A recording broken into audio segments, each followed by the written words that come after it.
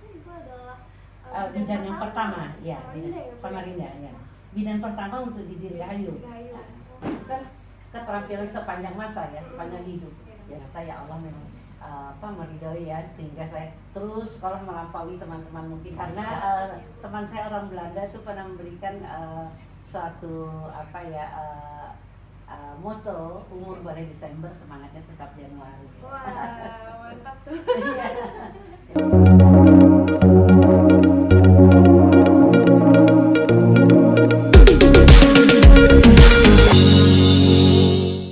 Assalamualaikum warahmatullahi wabarakatuh. Kita kembali lagi bersama podcast Samarinda Design Hub yang mana mengedepankan tentang Society, Design, and Humanity.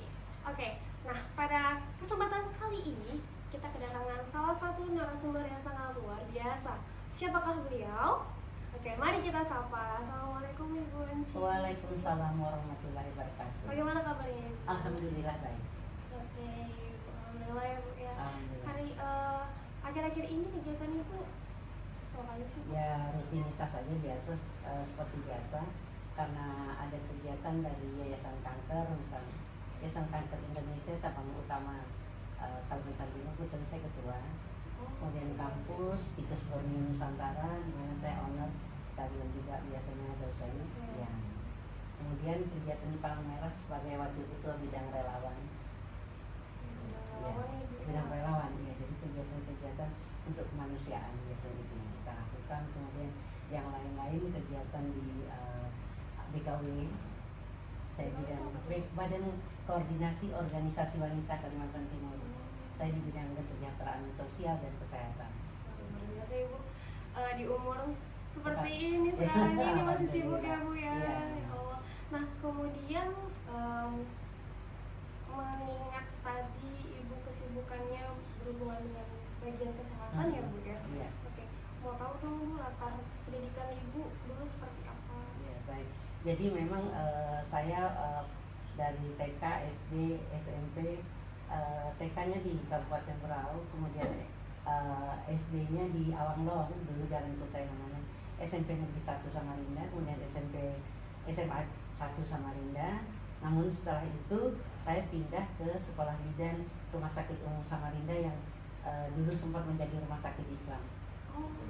Jadi sekolah bidan di sana angkatan kelima itu lulusnya tahun 1971 awal ya, karena biasanya untuk sekolah kesehatan itu kan ada acara khusus yang ketika pelantikannya itu ada seremonial gitu. Jadi saya lulus 71, kemudian langsung diangkat sebagai tim pengajar pada usia yang sangat muda, umur 19 tahun di pendidikan namanya Pendidikan RSU Samarinda. Nah, kemudian itu sekolah bidan, lulus sekolah bidan, diangkat tim pengajar, tapi saya sempat bertugas di Rumah Sakit Dirgahayu ketika pertama kali buka. Rumah Sakit Dirgahayu dulu rumah sakit bersalin. Ya, zaman itu tahun 71 masih suster-susternya itu dari Belanda, Suster Christina, Suster Angel, Suster Boni, itu mereka masih Belanda. Kemudian karena itu di lingkungannya seminarinya Katolik, dulu sepi rumah sakit itu kan. Jadi saya tugas yang pertama dengan teman-teman bidan. Namun setelah itu awal 73 saya dikirim sekolah ke Bandung untuk mengambil lanjutan menjadi guru bidan, sarjana muda untuk guru bidan. Oh, jadi dulu Ibu bidan, SMA pindah ke sekolah bidan. Setelah itu jadi bidan secara profesional, bidannya tetap jalan, tapi ilmunya juga tetap jalan. Artinya setelah bertugas sebagai bidan, kemudian sebagai tim pengajar, sebagai guru, saya langsung melanjutkan lagi mengambil secara spesifik untuk guru bidan itu di Bandung, sarjana muda. Jadi titelnya waktu itu Bachelor of Science BSc ya. Tapi S1 saya ngambil juga di bidang kesehatan. Dulu program studi kesehatan masyarakat di bawah Fakultas Kedokteran Universitas Airlangga Surabaya. S2-nya saya terusin lagi di Health Science itu di University of Newcastle Australia. S3 di Health Science juga di Lincoln University di Kuala Lumpur. Namun sayangnya ketika COVID melanda, kemudian karena situasi yang belum memungkinkan, S3 saya belum selesai, mudah-mudahan nanti bisa diselesaikan. Sambil growing up juga untuk anak saya sendiri kan. Anak saya dua ya, yang pertama sarjana ekonomi bersama suaminya dari Universitas Islam Indonesia Yogyakarta, yang kedua dari alumni S2-nya Hubungan Internasional Gadjah Mada, sekarang menjabat sebagai Asisten Deputi Menteri Sekretaris Negara Jakarta. Ya, artinya kalau bisa sih balance ya, keluarga juga, karir juga, karena kalau kita berhasil orang paling bilang ya mestilah begitu ibunya begitu, tapi jangan sampai gagal kita paling nanti dicerita orang. Jadi selalu berdoa ya. Jadi dulu itu kan ibu sekolahnya sempat di sekolah negeri, kemudian pindah ke sekolah bidan ya, Ya, Bu, sekolah bidan itu milik pemerintah juga. Oh. Jadi saya ini produk beasiswa. Dari sekolah bidan itu beasiswa dari pemerintah Provinsi Kalimantan Timur, sedangkan di Akper juga dari beasiswa dari pemerintah Provinsi Kalimantan Timur. Kan tidak banyak dulu orang sekolah di luarnya, apalagi perempuan. Iya. Gitu. Jadi beasiswanya dari Pemprov Kaltim, kemudian S1-nya itu biayanya beasiswa dari High Project namanya HP, jadi bantuan loan dari luar negeri. Kemudian S2 juga dari Bank Dunia. Ketika Indonesia resesi, dolar 6 kali lipat, itu kami sedang sekolah di University of Newcastle, Australia. Latar belakang ibu memilih sekolah kebidanan itu apa sih? Ya dulu kan sekolah bidan itu dianggap sekolah namanya sekolah fast, artinya setelah selesai langsung kerja. Ya, jadi siap untuk kerja. Karena saya punya saudara 15, saya anak nomor 5, adik saya 10. Saya pikir semua harus sekolah, maka saya sebagai perempuan yang tertua karena kakak saya di militer. Kemudian yang kedua kakak saya kuliah di Brawijaya Fakultas Hukum. Yang ketiga saya karena dua-duanya meninggal waktu kecil. Jadi saya milih sudah masuk sekolah bidan, pasti ada jalannya nanti untuk selalu meningkatkan pendidikan lagi. Ternyata ya Allah memang meridhoi ya, sehingga saya terus sekolah melampaui teman-teman mungkin yang dulunya tetap di sekolah SMA, tapi saya bisa melampaui mereka sampai ke S3. Amin, alhamdulillah. Ya. Oke, nah setelah ibu sekolah bidan itu kan ibu diangkat menjadi guru. Iya, jadi guru ya. Oke, nah itu bagaimana bu transisinya dari mengambil sekolah bidan kemudian tiba-tiba dia Jadi guru ya. ya? Jadi memang waktu itu ya, waktu di sekolah bidan itu direktur maupun pemimpin pengurus pendidikan itu dokternya masih bahasa Belanda ya. Tapi saya karena besar, ibu saya sekolah Belanda dari normal school, ayah saya menguasai bahasa Jepang, ya saya bisa aja mengikuti. Oleh karena itu mungkin dianggap potensi akademik saya bisa mengikuti, sehingga dipilihlah saya secara potensi akademik mungkin pantas untuk menjadi guru. Jadi gurunya tetap belajar juga saya masih, makanya saya meneruskan ke akademi untuk mengambil jurusan guru bidan supaya lebih profesional lagi. Jadi talenta sekali ya, Ya, pengennya dari bidan juga, harapannya, kemudian ya. guru juga. Ya. Itu ada kesusahannya nggak sih bu? Mau balance antara bidan dan Saya guru itu? saya pikir balance saja. Jadi secara profesional kita tetap menjalankan tugas sebagai bidan, dan ini dasar kita untuk mentransfer ilmu kita kepada juga siswa kita kan. Jadi artinya kita secara learning by doing, jadi tetap belajar terus, kemudian bagaimana secara profesional di sekolah kesehatan itu harus dengan praktikum. Dan praktikum itu menjadi sangat penting karena itu dasarnya alat bisa karena biasa untuk keterampilan. Ini yang paling penting. Jadi makanya saya sebelum ngambil S2 di Australia, saya pernah juga dikirim untuk pendidikan short course namanya program based learning course. Jadi bagaimana cara mengartikan mahasiswa untuk belajar secara aktif di University of Newcastle di Surfers. Oh jadi ada kayak pelatihannya gitu Iya, ya? pelatihan ya. Kemudian sekarang ibu sampai sekarang yang masih punya masih tetap itu kan keterampilan sepanjang masa ya, sepanjang hidup. Jadi untuk bidan, nah makanya saya dengan teman-teman membuka akademi kebidanan namanya Bunga Husada. Itu bagaimana mendidik mahasiswa untuk menjadi bidan yang profesional. Sampai sekarang itu masih ada. Untuk akademi kebidanannya kami memang start sejak COVID ya. Kami sekarang membuka untuk S1-nya administrasi kesehatan. Oh, jadi Ya. sisa administrasi kesehatan. Iya, saja ya, administrasi Bu? kesehatan untuk S1 ya. Oke. Nah, kemudian nih Bu, ketika ibu lagi S2 di Australia, Iya. itu berarti ibu dibiayai sama pemerintah juga? Bank Dunia. Oh, Bank Dunia. Bank Dunia. Oke, kemudian itu apakah ada perjanjian yang mengharuskan ibu untuk balik ke Indonesia atau seperti apa? Itu kan kita testing ya dari kementerian, dari Kementerian Kesehatan kita testing. Waktu itu kita banyak yang testing, tapi untuk provinsi Kaltim itu kalau tidak salah yang testing 15, yang lulus hanya 3. Jadi saya bersama Ibu Masita, sekarang wakil direktur Rumah Sakit Awak Sarani, yang satunya Pak Udi Jatmiko dulu di Dinas Kesehatan, tapi baru pulang, sudah berpulang ya. Jadi kita itu tekan kontraknya ya, kontraknya artinya selesai itu kita harus mengabdi pada daerah kita juga, karena dibiayai oleh Bank Dunia untuk pengembangan di daerah. Nah, pasca itu memang kita mendapat tawaran. Nah, tahun 2000 saya harus ngambil S3, tapi saya belum, karena jabatan saya waktu itu Direktur Akademi Kebidanan Kementerian Kesehatan di Depkes di Balikpapan. Saya masih belum mengambil untuk S3 itu karena proses berjalan. Setelah itu kan merger nih, Akademi Depkes ini merger semuanya menjadi Politeknik Kesehatan. Sekarang jadi Poltekkes itu, ya Poltekkes. Saya adalah Wadil 1 yang pertama untuk Poltekkes Kalimantan Timur. Itu tahun 2002 merger, tapi 2004 saya resign, mundur karena saya menjadi anggota DPRD Kaltim 10 tahun. 2 periode bersama Pak Waris ya. Oh ya. Ya. Jadi dari bidan guru kemudian ya, menjadi anggota jadi DPR. anggota DPR. Masya Allah sekali. Itu bagaimana Bu? Kok bisa Ibu diangkat menjadi anggota? Saya kebetulan di dalam bertugas sehari-hari ketika saya menjadi guru itu tahun 77 saya move on, pindah ke Balikpapan itu, lulus dari sarjana muda di Bandung, tapi ketemu jodohnya di Bandung, menikah di Samarinda. Suami saya tugas di Dinas Tata Kota Balikpapan. Ya, suami saya arsitek, tugas di Balikpapan, dan saya tinggallah di Balikpapan.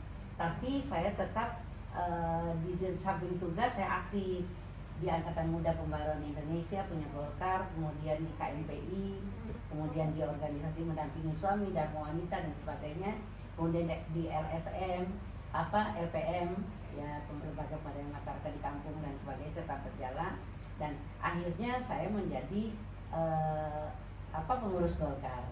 Dan 2004 saya mundur karena masuk ke DPRD Kaltim. Tetapi walaupun saya di DPRD Kaltim, rumah sakit saya jalan. Saya tetap mendirikan rumah sakit bersalin di Balikpapan itu pada tahun 89. Jadi 2004 itu saya masih tetap mondar-mandir aja sini Balikpapan, kemudian tugas di DPRD Karangpaci 10 tahun. Tapi di Karangpaci kami membuat suatu klinik kesehatan gitu dulu, sehingga kalau ada yang sakit, yang ringan-ringan untuk cek kesehatan bisa dilakukan. Itu di lantai 6 ketika di DPRD Kaltim. Luar biasa ya. Alhamdulillah. Jadi memang Ibu balance antara dunia kesehatan, Iya, dunia kesehatan, juga politik, masyarakat, ya. politik juga. Iya.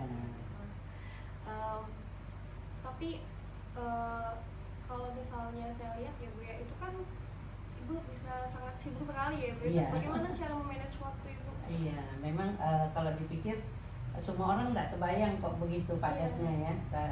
Ketika masih menjadi direktur di Balikpapan itu saya kan anak-anak sudah mulai, ketika saya ngambil S2, anak saya yang kecil itu mau ngambil S1 ya. Yang akhirnya 2004 tuh dia selesai S2. Anak saya yang pertama sudah selesai juga, yang perempuan, suami istri dari sarjana ekonomi. Berarti tugas saya mengantar mereka kuliah, alhamdulillah selesai, tinggal mengangkat, mendorong mereka untuk berkarir sebagai ASNK atau wira swasta dan sebagainya. Karena satu wira swasta yang nomor 1, yang kedua ini sebagai ASN gitu. Tapi artinya secara sporadis tetap berjalan, harus balance antara keluarga dengan tugas. Ya, memang jadi bagaimana kita memanagenya ini tentu punya strategi sendiri. Jadi malam yang sudah harus kita persiapkan supaya pagi tidak kelam kabut.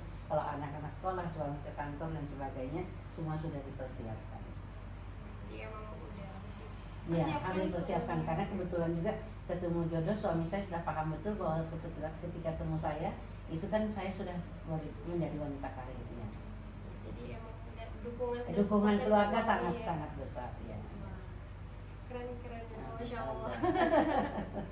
Oke, nah kita kembali lagi karena ibu kan sekarang lagi sibuk di PMI ya Bu? Iya, PMI. Iya. Iya. Nah itu apakah sering ada kegiatan-kegiatan donor darah atau seperti apa? Ya. Ya, jadi saya di PMI itu di pengurus provinsi ya. Oh, Pengurus provinsi.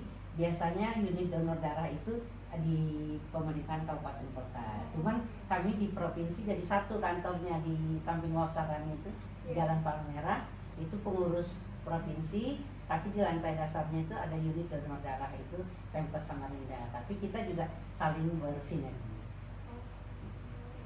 Jadi mungkin lebih ke memanage di kota-kota ya Bu? Jadi untuk kabupaten kota biasanya ada masing-masing si kabupaten kota ini mempersiapkan sendiri bidang-bidangnya itu, karena ada unit donor darahnya dan kami monitor biasanya selalu datang untuk melihat itu. Provinsi hanya memonitor Monitor untuk kegiatan-kegiatan itu. Karena masa itu ada di kabupaten kota, Kota. masyarakatnya ada di kabupaten kota. Oh, iya. Cuman kalau ada kegiatan-kegiatan yang misalnya seperti kemarin COVID, itu kami bergerak juga karena ada bantuan misalnya dari lembaga luar negeri, bantuan-bantuan untuk anak sekolah itu misalnya ada healthy kit dan sebagainya, bagaimana pemeriksaan termometer yang di sekolah gitu ya, kemudian alat kesehatannya yang higienis dan sebagainya. Sama ketika ada banjir melanda itu juga biasanya ada bantuan juga dari di PMI itu yang kita bagikan untuk misalnya kalau banjir besar itu ada daerah tertentu yang di pinggiran itu yang memerlukan bantuan. Taruhlah kita sampai ke Lok Kumbar. Lok Kumbar itu jarang tersentuh karena dia untuk ke Lok Kumbar itu kota Samarinda, tetapi kita harus naik kapal dari Berapa lama? Loduri. Naik kapalnya itu nyebrang aja sih. Dia satu tanah sama Samarinda, cuman jalannya kan tidak terlalu bagus. Jadi kita dari Loduri nyebrang ke Lok Kumbar. Padahal itu punya kota Samarinda. Jadi memberikan bantuan di situ karena mereka itu ya itu tadi dekat di mata, enggak juga dekat di mata, itu di mata. Tapi keadaannya yang memang memprihatinkan. Lok Kumbar namanya itu. Tapi di sana produknya banyak ya? Ada 300-an mungkin. Iya, Lumayan ya? iya. Jadi mereka itu sekolahnya pun sekolah filial. Filial itu adalah sekolah misalnya SD di Samarinda memberikan kelas untuk di Lok Kumbar. Cuman ini mungkin sekarang sudah lebih meningkat. Mereka itu hanya bergantungnya sekolah itu di bekas perusahaan-perusahaan kayu yang dulu pernah berjaya di situ, itu dipakai. Jadi Lok Kumbar ini memang perlu juga perhatian khusus ya. Sehingga PMI banyak memberikan bantuan ke situ ya. Ini saya baru pertama kali mendengar ada. Iya, Lok Kumbar itu ya. Memang dia harus betapa katanya jalan sekarang itu juga sudah lumayan bisa dilewati karena itu holdingnya dari perusahaan jalan Lok Kumbar ya. Oke Bu. Nah karena saya dengar juga tadi selain PMI Ibu juga sekarang ada kegiatan lain ya Bu? Di BKW ya. Iya, BKW itu untuk itu kan BKW itu Badan Koordinasi Organisasi Wanita. Jadi kita beberapa 44 organisasi wanita bergabung di BKW dan saya bidang kerjaan sosial dan kesehatan. Jadi kita memberikan perhatian begitu dan tentu ini seiring dengan tugas saya ketua Yayasan Kanker. Jadi biasa kita ada melakukan pemeriksaan IVA tes gratis. Oh, gratis ya? Gratis ya. Wah. Ya. Itu biasanya Eventnya biasanya kadang kalau ada instansi yang ulang tahun, mereka mengundang, misalnya BPD ulang tahun, mereka mengundang YKI dan kami melakukan pemeriksaan secara gratis untuk masyarakat. Ibu walaupun usianya sekarang sudah di atas 70 ya. Tapi masih aktif ya Bu ya. Mungkin karena dipakai bergerak terus ya. Pernah nggak Bu ada hari istirahat gitu untuk Ibu? Ya istirahat ya bisa kalau pas nggak ada acara. Karena kebetulan juga dulu saya adalah ketua Kormi. Kormi itu Komite Olahraga Rekreasi Masyarakat Indonesia, itu olahraga tradisional. Olahraganya apa? Olahraganya macam-macam kan, termasuk tapi yang paling bisa kita laksanakan sendiri itu ya senam. Ya. kalau misalnya ada waktu luang, ibu Ya, senam di rumah yang untuk kesehatan. oh Ya, ya apa ya, berupaya sih mudah-mudahan kita selalu sehat sehingga bisa bermanfaat buat masyarakat ya. Insya Allah. Amin, amin. Ibu, walaupun dengan seperti itu ya Bu, jadi umur tuh tidak Iya mungkin membatasi ya. ya.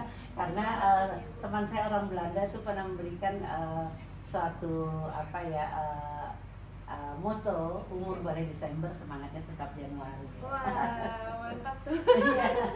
Jadi umurnya boleh Desember, semangatnya tetap Januari itu. Karena saya biasanya cuma dengan anak-anak, cucu-cucu juga by phone biasanya ya.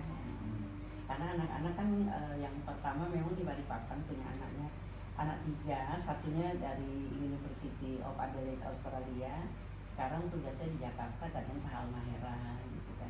Nah, kemudian yang kedua dan ketiga dari Balikpapan, tapi cucu saya yang di Jakarta, satu sekolah di Jogja, satu di Jakarta. Oh, adik ibu 2. Dua, cucu 5. Jadi nggak ada yang di.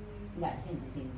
Jadi kalau di sini sama siapa? Sini biasanya adik-adik saya yang kalau yang diperlukan mereka datang. Oh, jadi tinggal Single sini parents. aja, wah. Masya Allah. Tapi harus, karena itu mungkin yang buat bergerak supaya kita sehat. Iya sih. Iya. Jadi berusaha untuk menyibukkan diri Bu ya. Ya, supaya jadi tidak- karena kan otot-otot kita ini kalau dipakai kan dia menjadi lebih aktif dan bagus ya. Sehingga kita harus bergerak terus dan jangan diam. Kalau kita diam di rumah aja, kalau kita tidak ada kegiatan, tidur-tiduran kok rasanya sakit semua badan itu ya. Jadi ini mungkin supaya kita harus proaktif, tentu ini harus semua bergerak, mobilisasi. Masya Allah, luar biasa Ibu. Oke Bu, kemudian ini saya mau tanya lagi nih Kakak, kembali lagi ke awal tadi ya. Jadi kan awal-awal itu Ibu terpilih untuk menjadi bidan di Nah, rumah lulusan sakit. bidan, Heeh. bidan itu dulu sekolah bidan itu dulu sekolah bidan Rumah Sakit Umum Samarinda yang sekarang menjadi Poltekkes Kaltim. Oh, iya, iya. Sekarang Poltekkes Kaltim lebih banyak jurusannya. Ada jurusan kebidanan, jurusan keperawatan, jurusan analis itu, teknik laboratorium, kemudian ada gizi, kemudian mungkin fisioterapi ini, jadi lebih berkembang lagi. Kenapa Ibu memilih Menjadi bidan. jadi bidan? Dulu pertimbangannya karena kalau menjadi bidan itu begitu selesai sekolah kita bisa buka praktek sendiri. Artinya sambil bekerja praktek di rumah juga jalan. Dan ini tentu harapannya untuk kesejahteraan keluarga ya, itu harapannya seperti itu ya. Sehingga ya supaya saya bisa, adik-adik saya harus sekolah juga semuanya. Tapi alhamdulillah Bu, ada-ada. Ya alhamdulillah ya, jadi ada beberapa bidang ya, ada sarjana pertanian, sarjana dari bimbingan penyuluhan, kemudian dari administrasi, kemudian ada sarjana hukum. Jadi yang penting mereka itu, kemudian anak-anaknya juga saya selalu support supaya mereka tetap harus ada berkarya gitu. Ya. Luar biasa Ibu, Masya Allah. Oke. Jadi kemudian yang di rumah sakit Dirgahayu itu adalah Bidan yang pertama ya, Samarinda ya, Bu? Samarinda ya. Bidan pertama untuk di Dirgahayu. Dirgahayu. Nah, Wah. bidan pertama. Kami berlima waktu itu, ditambah yang lulusan dari Rumah Sakit Panti Rapih Jogja, itu ada bidan, ada perawat, dan kami bekerja bersama seperti itu. Nah, waktu itu Rumah Sakit Dirgahayu masih menjadi rumah sakit bersalin, tapi lama-lama Rumah Sakit Dirgahayu berkembang menjadi rumah sakit umum. Ya, waktu awalnya itu buka itu rumah sakit bersalin Dirgahayu tahun 71. Satu ya? Ya, sekian puluh tahun lalu ya, Iya. 54 tahun yang Iya, lalu. 50-an tahun. Iya, 54 tahun yang lalu. Oke, baik Ibu. Mungkin cukup sekian ya Ibu ya untuk podcast kita pada hari ini. Baik. Oke, saya sangat berterima kasih Ibu mau datang dan menjadi narasumber kita pada hari ini ya, sosok yang sangat luar biasa dan semoga bisa menjadi inspirasi teman-teman semua ya. Alhamdulillah, mudah-mudahan artinya berkarya sepanjang hayat itu memang tagline kita dalam Ikatan Alumni Keluarga Mahasiswa Kalimantan Timur. Jadi ada ikatan alumninya, itu semboyannya adalah berkarya sepanjang hayat. Kemudian ya memang umur boleh Desember, semangat tetap Januari. Jangan pernah berkata tua, karena itu akan mempengaruhi kita. Jadi selalu semangat, Positive dan vibes semangat. terus Ya, ya, Bu ya? positif. Ya. Oke, baik. Baik, makasih. Assalamualaikum warahmatullahi wabarakatuh. Iya. Sampai Sampai jumpa semua teman-teman. Kita kembali lagi nanti di episode selanjutnya di podcast Sound Design Hub.